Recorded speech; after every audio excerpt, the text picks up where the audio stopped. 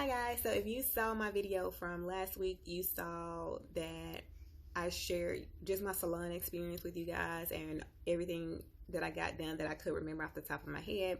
So now I just wanted to come and tell you guys a few tips and tricks that she told me to possibly help my hair be even healthier and prevent me getting so much hair cut next time. So again, the questions that I asked were, what was the proper terminology for what she was? And she said the proper terminology is cosmetologist, and that's because I was a little confused because you hear hairdresser, beautician, things like that. So I just wanted to get some clarification. Then the other thing that I asked was about tipping, and she said that it's not necessary to tip at all because it's typically only yes 1 or 2% that the processing fee charges, and that's most of the time what people want to cover. But she said that it's not required. So it's just based on your preference. Then I asked, what was the other question I asked? Oh, my ends. And again, she flat ironed my hair on 370 with 1 pass. And this is a week after it has been flat ironed, and it has rained every single day since I got my hair done. Okay, so this is a week of how my hair looks, and the reason it looks kind of wavy on this side is because I don't tie it really tight. I just wrap it as good as I can. Okay, hold it with my hands, slip my big regular bonnet on top, and then that's how it's up. So it's not flattened down the whole time. It's kind of just loose and hanging out. Of course, she said to use a silk bonnet or a silk scarf. When you use the scarf, you're not supposed to tie it super tight. Okay, we probably already know those things anyway. But if you use a scarf, don't tie it tight. I do have a problem with tying things tight, so I just try to use my bonnet so that it's really loose. And what else did she tell me? Oh, my ends. So I had to get quite a bit taken off. But again, it had been 1.5 years since I got my ends cut, and I just wanted to know what to do to prevent my ends from splitting. And she asked me what I did with my hair. I told her that I use chebe and I apply it once a week. And she asked, how I applied it and all that kind of stuff. And again, guys, the reason I picked her, she knew what chebe was. And she was okay with all of the stuff. Granted, she did have some things to throw in there for me to help me use it better for my hair. So with my ends, she asked me what I did, and I told her, sometimes I apply it once a week, sometimes it's once every 2 weeks, and then sometimes it's once a month. And she said that's probably why my ends are splitting as bad as they are, because I'm not detangling my hair. And honestly, you guys, I really don't. So even when I reapply, sometimes I detangle and then sometimes I don't, and I use my fingers. But sometimes I just don't do any detangling. I just reapply product and then that's it. So she's saying that they're getting kind of stuck and tangled, and that made sense because again, I don't detangle. Honestly, I don't detangle every single time that I reapply my chebe. So she said that was probably one of the issues. And then she said that you can see how your hair is really responding to the product that you used by if it mats or tangles or anything like that. And for the most part, my hair doesn't mat or tangle, except when I kind of am lazy and I don't detangle every single time I do it. So she said that I should definitely do it once a week instead of however long I normally wait, and I should definitely detangle it every single time that I do it, and to put extra care on my ends, and that should prevent splitting.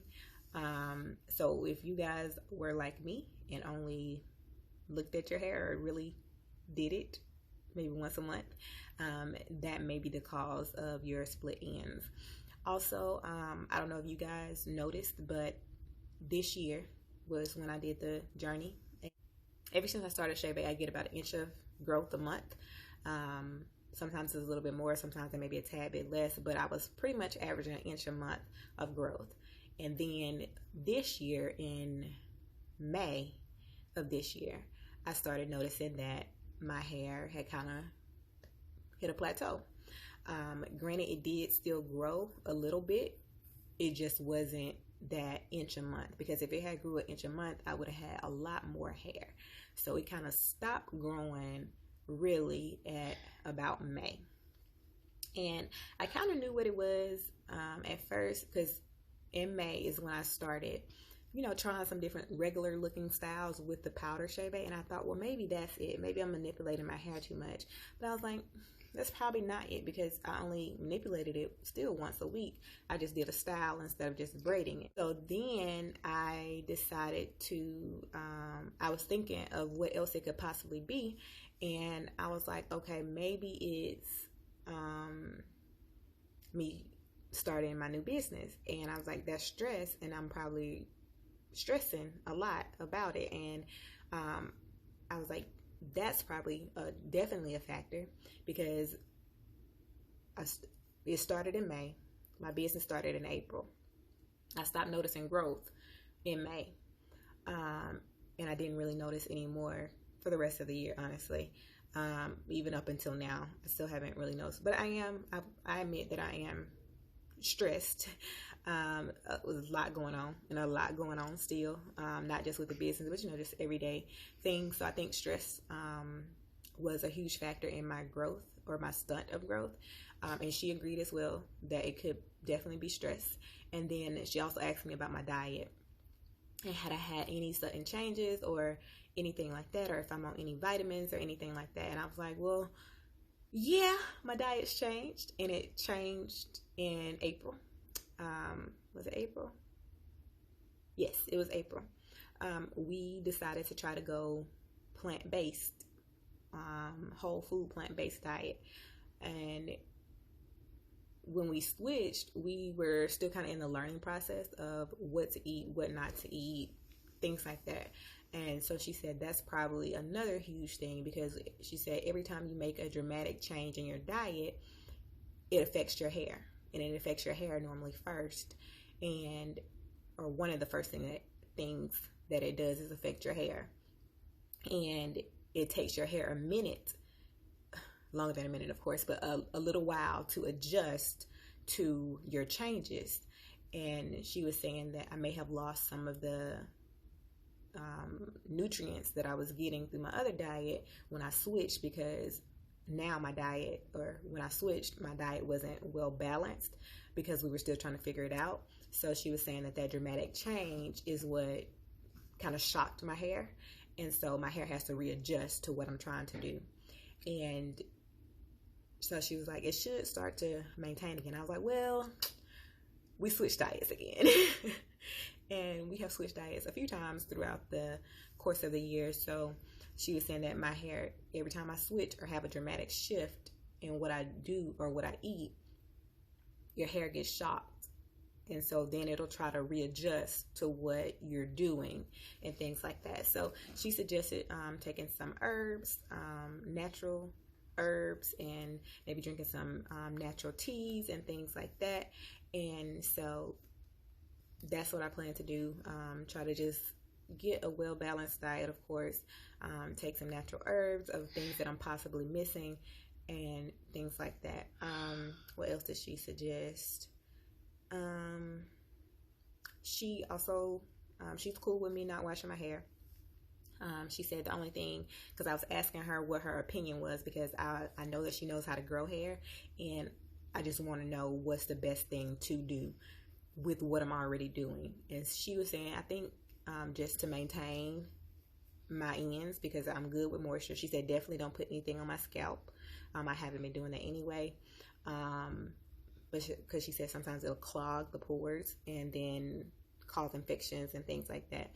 So definitely don't put anything on my scalp, and then to just detangle every single time. And then she wants to actually look at my hair about every 2 months to make sure that it looks okay. She said she doesn't have to wash it or do anything like that. She just wants to check it out to make sure that I'm doing what she suggests. So I plan to go back in February just to let her have a look-see. And I will update you guys then on my ends and stuff. But of course, I'm still going to use chebe. I am going to be still alternating between the butter and the powder throughout the year. I probably won't go a whole year again without washing. I'll probably do about 6 months again, or maybe just 3, whenever I feel like it, honestly. But yeah, I hope the video was helpful. I hope some of those tips help you guys out, and I will see you guys next time.